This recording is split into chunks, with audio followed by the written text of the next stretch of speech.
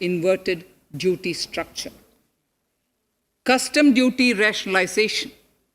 Our custom duty policy should have the twin objective of promoting domestic manufacturing and helping India get on to global value chain and export better.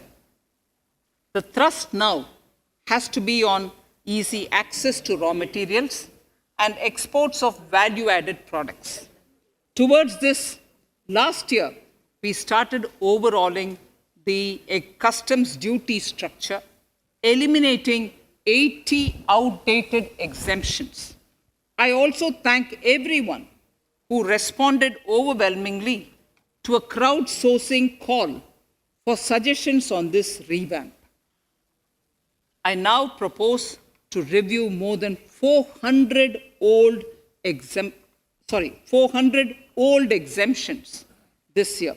I repeat, I now propose to review more than 400 old exemptions this year. We will conduct this through extensive consultations, and from 1st October 2021, we will put in place a revised customs duty structure free of distortions. I also propose that any new customs duty exemptions, therefore, henceforth will have validity up to 31st March, following 2 years from the date of the issue. Electronic and mobile phone industry. Domestic electronic manufacturing has grown rapidly. We are now exporting items like mobiles and chargers. For greater domestic value addition, we are withdrawing a few exemptions on part of chargers and sub-parts of mobiles. Further, some parts of mobiles will move from nil rate to a moderate 2.5%. Iron and steel. MSMEs and other user industries have been severely hit by a recent sharp rise in iron and steel prices. Therefore, we are reducing customs duty uniformly to 7.5% on semis, flats, and long products of non-alloy, alloy, and stainless steels. To provide relief to metal recyclers, mostly MSMEs, I am exempting duty on steel scrap for a period up to 31st March 2022. Further, I am also revoking ADD and CVD on certain steel products. Also, to provide relief to copper recyclers, I am reducing duty on copper scrap from 5% to 2.5%. Textiles. The textile sector generates employment and contributes significantly to the economy. There is a need to rationalize duties on raw material inputs to man-made textiles. We are now bringing nylon chain on par with polyester and other man-made fibers. We are uniformly reducing the BCD rates on caprolactam, nylon chips, nylon fiber, and yarn to 5%. This will help the textile industry, MSMEs, and also overall exports. Chemicals. We have calibrated customs duty rates on chemicals to encourage domestic value addition and to remove inversions. Apart from other items, we are reducing customs duty on naphtha to 2.5% to correct inversion. Gold and silver presently attract a basic customs duty of 12.5%. Since the duty was raised from 10% in July 19, prices of precious metals have risen sharply. To bring it closer to previous levels, we are rationalizing customs duty on gold and silver. Renewable energy.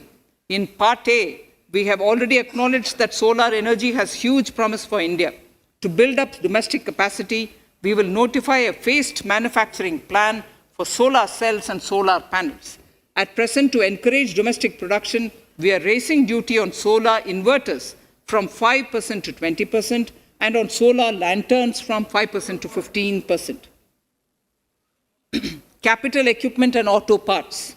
There is immense potential in manufacturing heavy capital equipment domestically.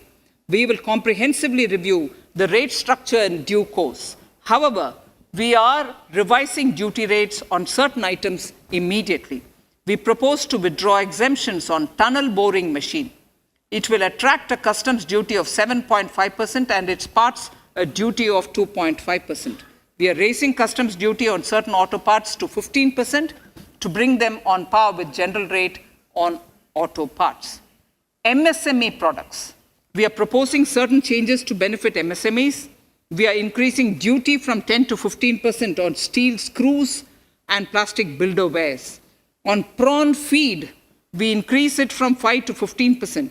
We are rationalizing exemption on import of duty-free items as an incentive to exporters of garments, leather, and handicraft items. Almost all of these items are made domestically by our MSMEs.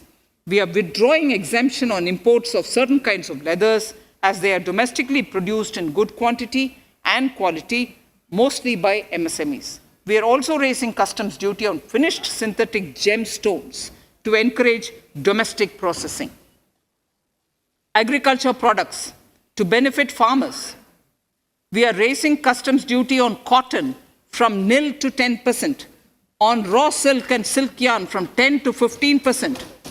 We are also withdrawing end-use based concession on denatured ethyl alcohol. Currently, rates are being uniformly calibrated to 15% on items like maize, bran, rice bran, oil cake, and animal feed additives. There is an immediate need to improve agricultural infrastructure so that we produce more while also conserving and processing agricultural output efficiently. This will ensure enhanced remuneration for our farmers. To earmark resources for this purpose, I propose an agricultural infrastructure and development cess on a small number of items. However, while I'm applying this cess, we have taken care not to put additional burden on consumers on most items. Rationalization of procedures and easing of compliance. For their judicious application, we propose certain changes in the provisioning related to ADD, anti-dumping duty, and CVD, countervailing duty levies. To complete customs investigation, we are prescribing definite timelines. In 2020, we rolled out the Turant Customs Initiative, which brought in faceless, paperless, and contactless customs measures. With effect from September 2020, we have implemented a new procedure for administration of rules of origin. This has helped in putting a check on misuse of FTAs. The specific details of direct and indirect tax changes proposed are listed in the annexure to my speech. Honorable Speaker, sir, with these words, I commend the budget to this august House. Thank you.